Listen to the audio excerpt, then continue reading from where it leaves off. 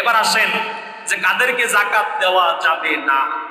এতটুকু শুনলাম যে কাদেরকে যাকাত দেওয়া যাবে কোরআনের আয়াত মোতাবেক। এবার কাদেরকে যাকাত দেওয়া যাবে না?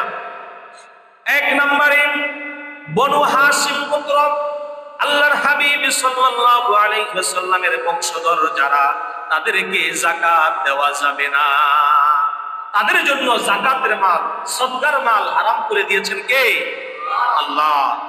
হযরত হুসাইন রাদিয়াল্লাহু তাআলা একদিন রাষ্ট্রীয় কোষাগারের যাকাতের সম্পদ থেকে একটা খেজুর খাইছে। একটা খেজুর মুখের মধ্যে নিয়ে চাবাইছে, সাথে সাথে আল্লাহর হাবিব সাল্লাল্লাহু আলাইহি সাল্লাম মুখের মধ্যে আঙ্গুল ঢুকিয়ে বলল, হুসাইন জলদি তুমি খেজুর বের করো এবং বমি করে খেজুর তুমি ফেলে দাও, কারণ এটা যাকাতের সম্পদ।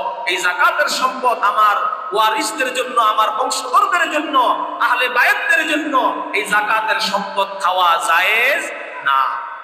তাহলে এক নম্বরে যাকাত দেওয়া যাবে না যারা আওলাদে রাসূল, রাসূল সাল্লাল্লাহু আলাইহি সাল্লামের বংশধর বনু হাশিম গোত্রের যারা, তাদেরকে যাকাত দেওয়া যাবে না। দুই নম্বরে অমুসলিম কোনো ব্যক্তিকে যাকাত দেওয়া যাবে না।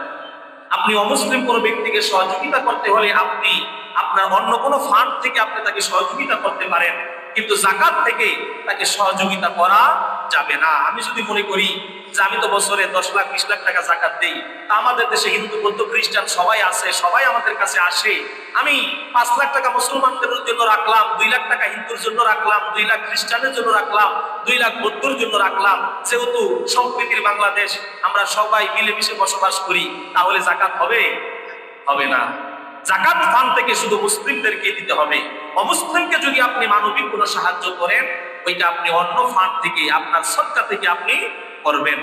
3 নম্বরে ধনী ব্যক্তিদেরকে যাকাত দেওয়া যাবে না। 4 নম্বরে ওরসজাত কোনো ব্যক্তি, খেয়াল করেন এই জায়গায় আমরা অনেকেই ভুল করি।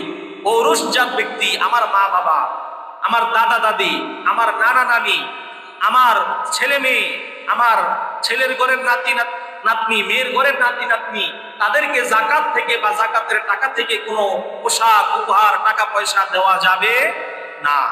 বলেও এই কাজ করা যাবে না। যদিও এটা আমরা করি না, কিন্তু অনেকে বেখেয়াল বশত এই কাজ আমরা করতেও পারি, যে আমি তো যাকাত দিই, আমার পরিবারের সদস্যদের জন্য মার্কেটিং করতে হয়, আমি সেখান থেকে কিছু অংশ আমার দাদা দাদির জন্য কিনলাম, নানা নানির জন্য কিনলাম।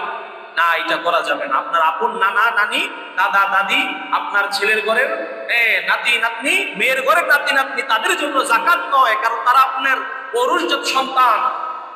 তাদেরকে আপনি যেহেতু যাকাত দেওয়ার মালিক, আল্লাহ আপনাকে মালিক বানিয়েছেন, ক্ষমতাবান বানিয়েছেন, তাদের ভরণ পোষণের দায়িত্ব আল্লাহ আপনাকে দিয়েছে। ওই ভরণ পোষণ থেকে আপনি তাদের মার্কেটিং করে দিবেন, তাদের খরচ বহন করবেন, কিন্তু যাকাত থেকে করা যাবে না। এরপর স্বামী স্ত্রী, স্ত্রী স্বামী। আবার স্বামী যদি চিন্তা করে যে স্ত্রী তো আমার ঘরে না, এটা আরেকজনের ঘরের, তা আমি তাকে যাকাত থেকে আমার কিছু সম্পদ আমি তাকে দিয়ে দিলাম, নিজের সম্পদ নিজের ঘরেই রইল, তাহলে যাকাত হবে? হবে না। স্বামীও স্ত্রীকে যাকাত দেওয়া যাবে না। সম্মানিত হাজিরিন, এই যে আমরা যাকাতের যে মাসআলাগুলো শুনলাম, এই মাসআলাগুলো হলো মহাসমুদ্রের মধ্যে মাত্র কয়েক ফুটা।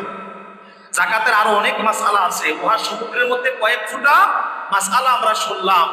যাদেরকে আল্লাহ নেশা পরিমাণ সম্পদের মালিক বানিয়েছেন, আমরা অবশ্যই সঠিকভাবে মাসআলাগুলো জেনে আমরা যাকাত সঠিকভাবে যেন আদায় করতে পারি। আল্লাহ তাআলা কবুল করুক সকলে বলে আমিন।